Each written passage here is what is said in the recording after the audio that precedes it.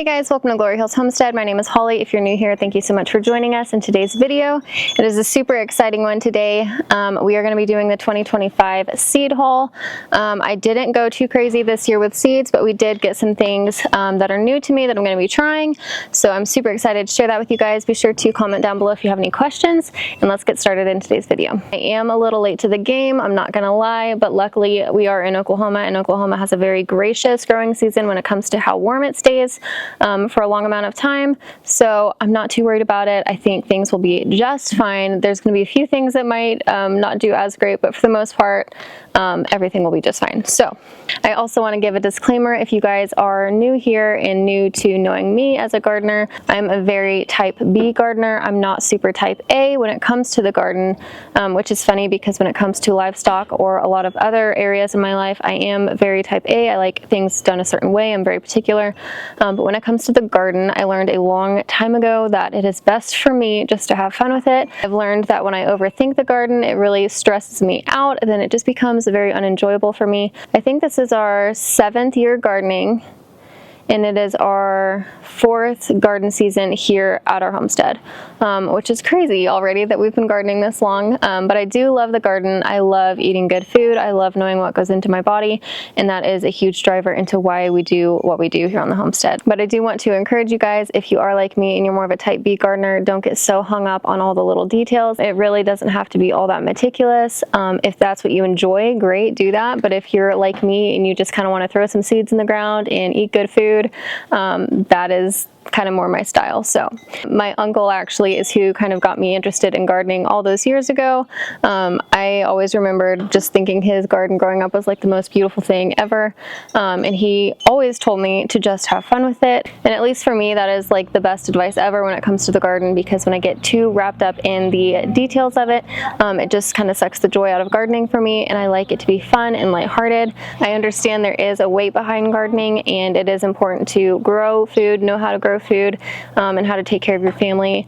I'm so all for that. But I have learned, at least for myself, my best garden producing years have been the years where I'm not super stressed out about it and I'm just having a good time. So I think the garden does grow best when it can feel that the gardener is happy, and that's just kind of how I roll with things. If I learn a hard lesson, I take that and remember it into the next season. But overall, I think just having fun with it is the most important part of gardening. Also, you guys have to excuse the wind. This is actually the stillest day for the whole week's forecast.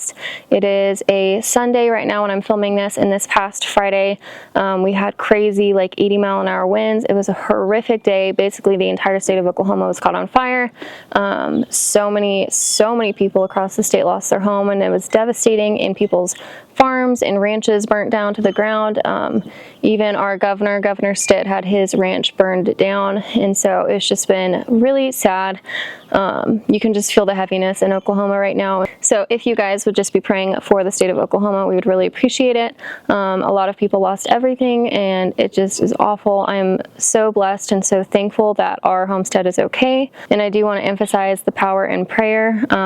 There were so many posts on Facebook and even stories from real life people that we know who, you know, had a fire get so close to their property, and within 10 feet, for no reason at all, it just stopped.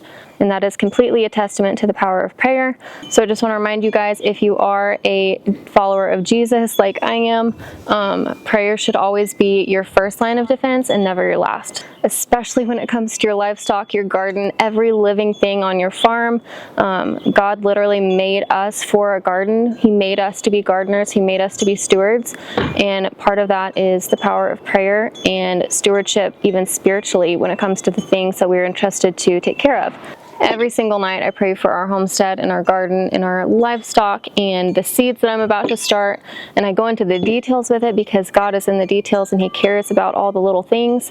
Even just praying for 100% germination rate, like God so wants to grant us the desires of our heart. So I just want to encourage you guys with that today. Know that when it comes to gardening, farming, livestock, all of that, God is so in the center of all of it. If there's horrible winds, fires, hailstorms, any of that stuff, prayer should always be the first line of defense. I would say sorry for that tangent, but I'm not sorry. So let's get into the seed haul now. I'm super excited because Normally I order from Baker Creek and In My Gardener. Those are kind of my two main things that I order from, but my sister reminded me this year, she's like, you should really try some Johnny's seeds. So I did kind of want to step out and experiment this year. We normally only grow heirloom everything, but we have had so much pest pressure the last 2 years, and I've just been talking to lots of other local homesteaders and farmers and gardeners in this area who have lived here their whole lives. I'm talking like 40, 50, 60 years, and even people who have been here for several generations. And I'm like, what is the secret to really great harvest here? And they're all like, spray, but if you're not going to spray, hybrids. So hybrids can be a little bit more durable. I'm not going to go into great depth over the difference between hybrids and heirloom. Jess from Roots and Refuge has a really great video on all that. I will put it down below. I would try to get into it myself, but I think she explains it all in such a digestible way that I would be doing you guys a disservice to try to explain it myself when I could just send you to her video. So that's what I'm going to do when it comes to that. But that being said, we are experimenting with hybrids this year, especially on tomatoes. In the summertime, I basically live on tomatoes and tomato sandwiches. I put tomatoes on everything, and it is my favorite thing to grow by far. We are big believers in organic gardening. That's all we've ever done. But I do also want to say this.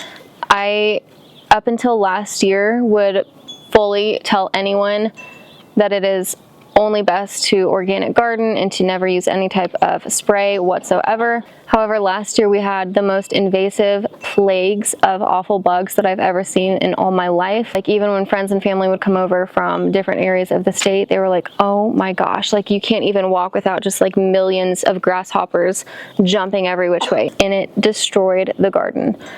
So with all that being said, when things are that invasive and that bad and you just have a really, really bad season of that, I'm to the point where I would say it is better to have a sprayed crop that you still reap a harvest from than zero harvest at all.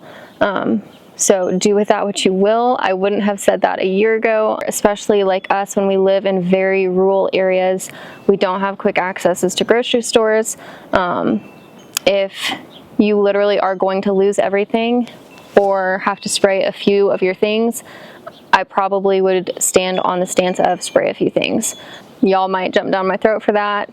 I'm still a huge fan in organic gardening. That will always be what I try to do first and foremost, and any spray would be like the last thing I try. Honestly, anything you grow yourself that even gets a little bit of pesticide on it is still going to be, in my opinion, more healthy for you than what you're going to find at the grocery store. So do with that what you will. I feel like I've already been talking for forever and haven't even started on the seeds yet. So I'm going to shut up and start talking about the seeds, because that's why y'all clicked on this video.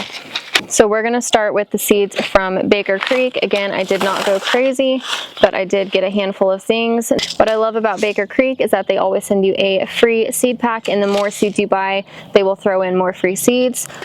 So this is a radish Japanese wasabi free seed. Again, I didn't order this, but that was just a free seed that they sent me. My favorite cucumbers that have always grown really well here are from Baker Creek.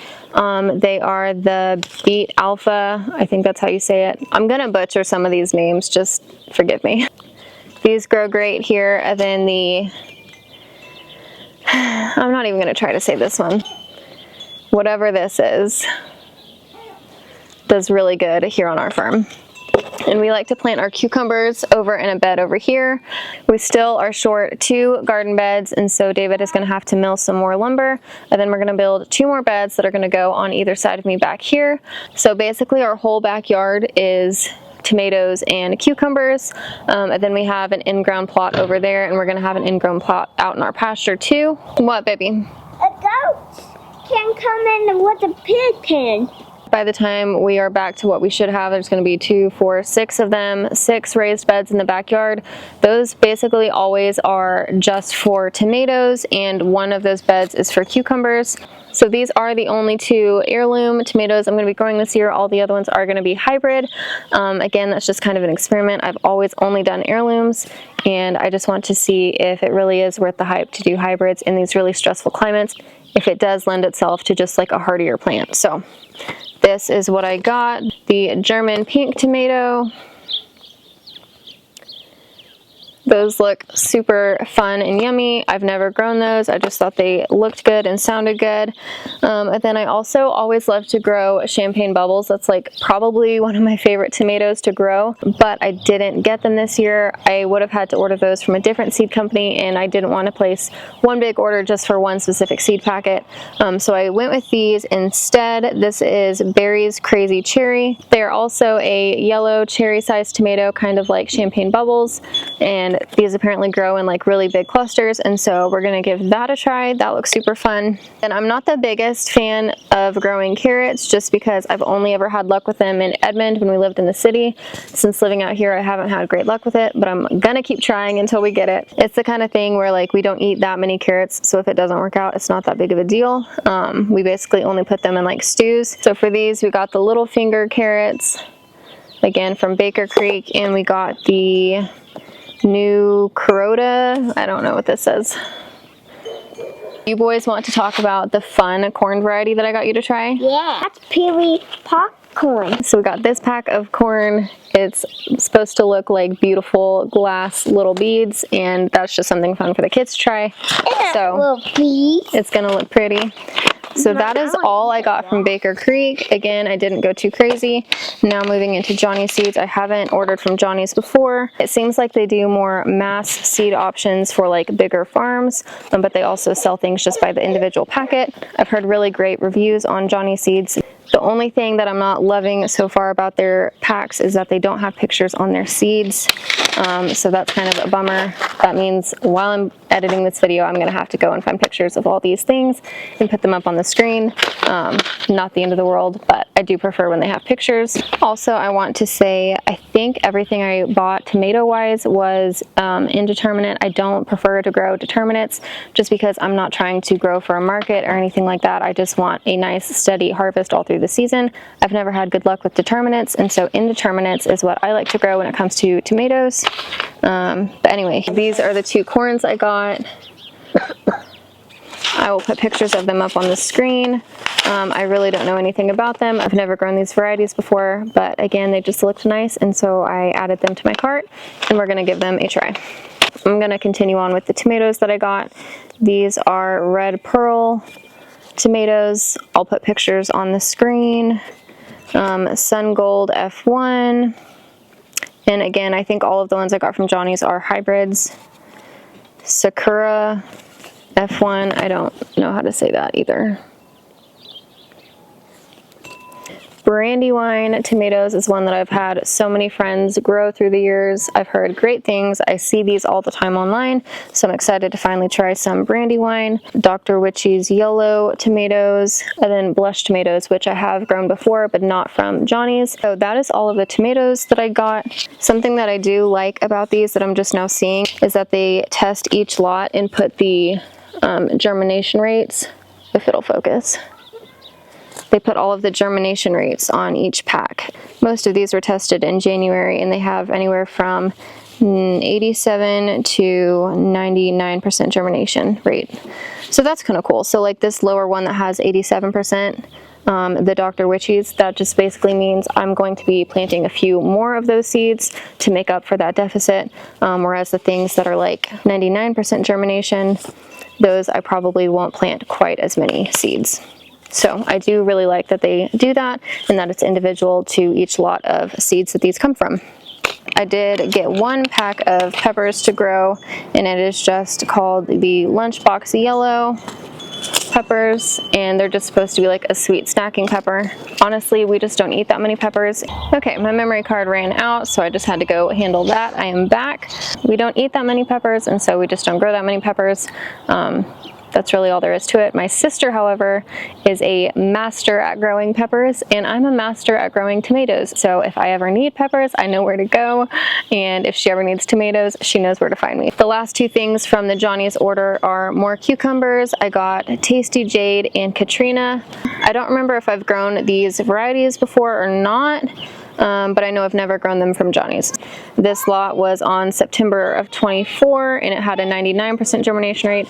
So again, I do love that they put the germination rates on each pack of seeds. I think that's awesome and I give them a big thumbs up for that. Well guys, those are all of the seeds I ordered this year. It wasn't a huge haul, and again, this isn't all that I'm growing. This is just the seeds that I ordered this year. I needed to replenish some things and now I'm good to go. We of course are still going to be growing like potatoes and onions and loofahs and all of that kind of great stuff that we love to grow. I just didn't put that in this video because this is more just showing the seeds that I got for this year. So I am going to go show you guys my onions though. So I'm going to go get those and I'll be right back. So these are the onions, and then I think there's a sticker on this side of what they're called. These are basically Vidalia onions. They just have to be called something different because of where they're grown or something like that. Dixondale Farms, this will be our second year to grow onions from them. I don't order them myself. My uncle orders them and I get them from him. Super excited to grow these. They always do really, really well. Mommy. What? I see mouse in the goat wall. You saw a mouse in the goat yard? Did you kill it? No. Go kill it. You kill it? Yeah, then give it to the chickens. They'd be so happy. You kill? Mm-hmm. Kill it? Well, no, just let it go. What? It's on the goat wall. You know where it is right now? Yeah.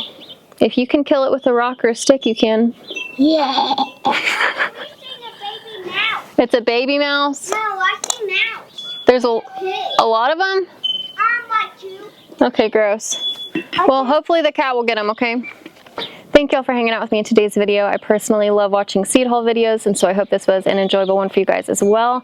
Be sure to comment down below and tell me what you're most excited to grow in the garden this year, and tag me on pictures online so I can see your guys' garden. One last announcement I want to remind you guys of is we will be at the Okie Homesteading Expo in Pryor, Oklahoma, March 21st and 22nd. So I hope you guys are coming too. If you see us, come say hi to us. We love meeting you guys. It's just going to be a really great event, and I hope you guys can be there too. That should be the vlog coming out after this one. Will be us going to Okie Homestead Expo, I think. So stay tuned for that. If you're not able to be there in person, be sure to check out that video. It's going to be a really great one. So yeah, thank you guys for hanging out with us. Remember, you were born for such a time as this, and we'll see you on the next one. Bye.